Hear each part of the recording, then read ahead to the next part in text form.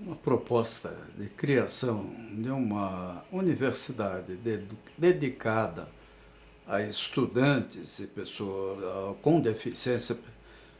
com deficiência, a formação de pelo menos um polo de tecnologia e educação a favor do estudante PCD no Brasil, é uma bandeira que tenho há muito tempo, por efeito, vamos dizer assim, por convicção de situações que me fazem pensar sobre os resultados obtidos até agora no Brasil, com todos os esforços de ONGs, de próprio governo, municípios, estados, da União, e que são muito pequenos em relação àquilo que a gente desejaria. Quer dizer, nós podemos muito mais, é uma questão de querer. Então, a nossa luta, de fato, ela está até em cima do exemplo de pessoas extraordinárias, né, como Helen Keller, Braille, Hawkins e outros, que com todos os seus problemas foram muito longe. Né? Por quê? Né? Porque tiveram a motivação, apoio, força e caráter para lutar. Né? Eles queriam mais. Né?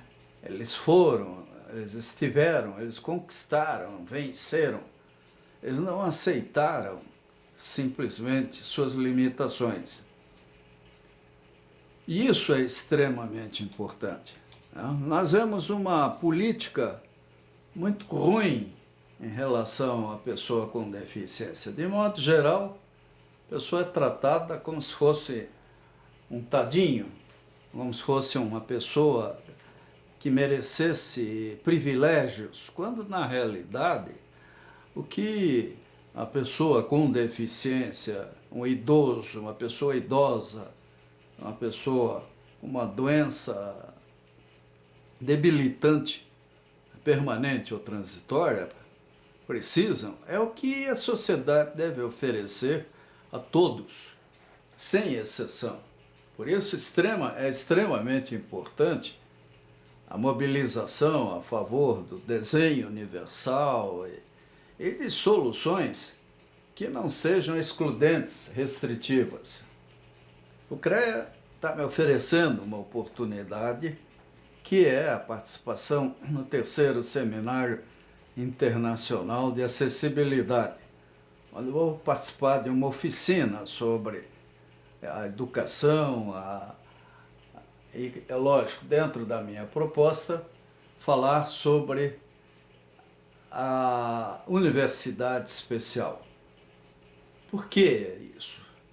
O que a gente acaba se convencendo, principalmente quando a gente tem filhos que tiveram uma pequena ou uma grande lesão ou deficiência, coisa assim, convivendo com professores, com cidadãos de toda espécie, autoridades, é que não se muda a cultura com decretos.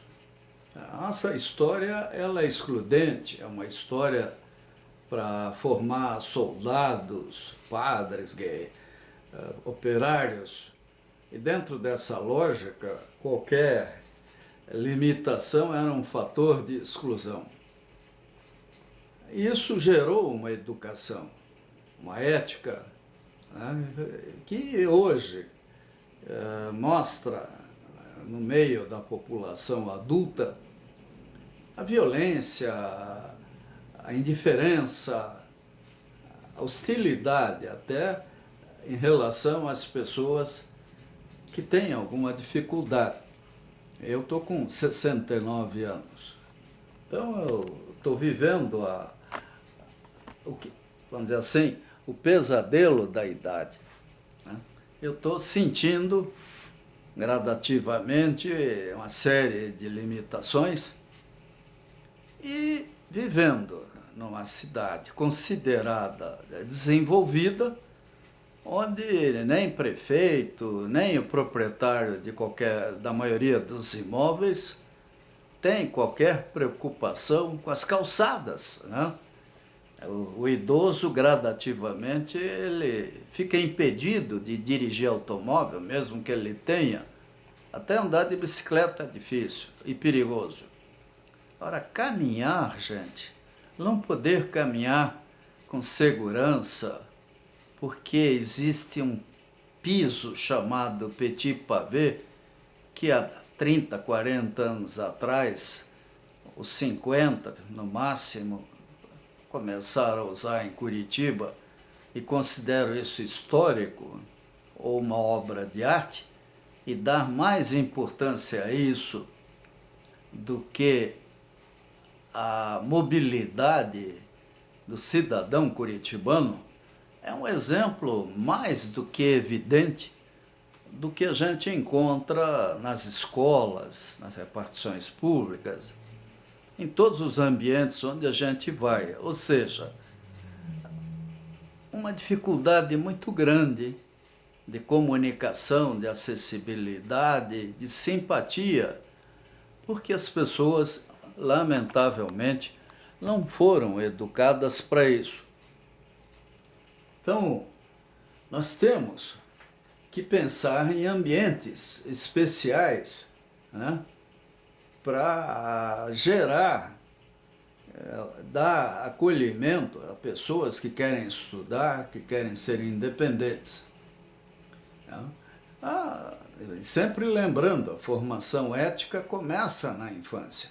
Quer dizer, a inclusão tem que ser algo a ser transmitido, educado já na pré-escola, a tolerância, a diversidade, a aceitação das pessoas do jeito que elas são e não do jeito que o professor ou alguma autoridade, até o próprio pai, acha que ela deve ser.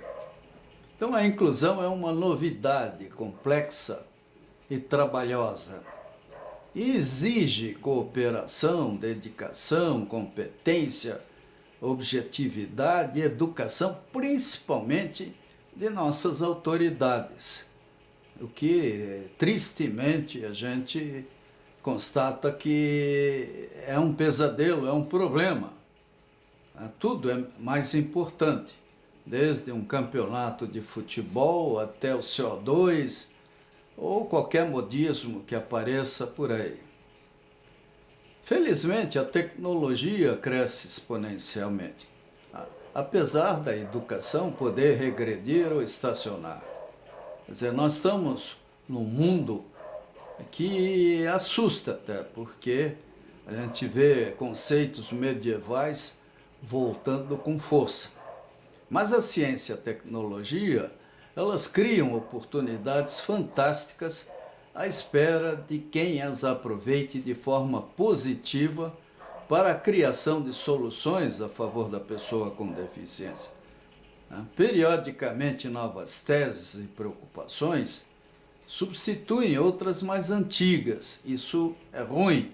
Eventualmente, as novidades são menos importantes que as propostas mais antigas. E isso é visível nas primeiras ações de prefeitos, de governadores, de própria presidência da República, e que aqui até surpreendentemente, nesses últimos 10 anos, nós tivemos leis novas a favor da pessoa com deficiência e programas como Viver Sem Limites, que são fantásticos, mas com recursos contingenciados, com limitações financeiras e colocados na mão de burocratas que nem sempre têm a paixão que um pai de família teria quando sente necessidade de educar, orientar, acolher, apoiar um filho ou uma filha com deficiência.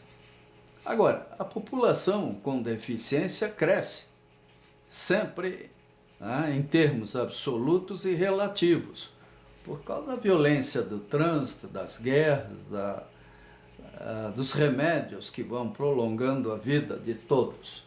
E isso faz com que tenhamos, vamos dizer assim, a esperança de uma mudança.